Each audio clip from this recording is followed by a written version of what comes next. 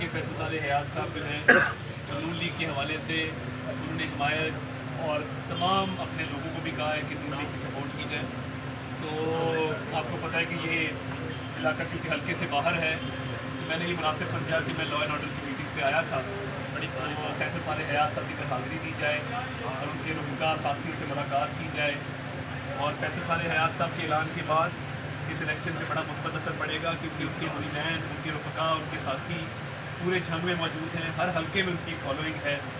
तो उनके इस ऐलान से आप देखेंगे कि इलेक्शन में एक मुस्बत रुझान होगा और हर हवाले से मुस्लिम लीग नून को मज़ीद तक़वियत मिलेगी और उनसे हमारा राब्ता भी रहेगा और आने वाले वक्तों में भी उनके साथ हम चाहेंगे कि एक अच्छा वर्किंग रिलेशनशिप डेवलप हो।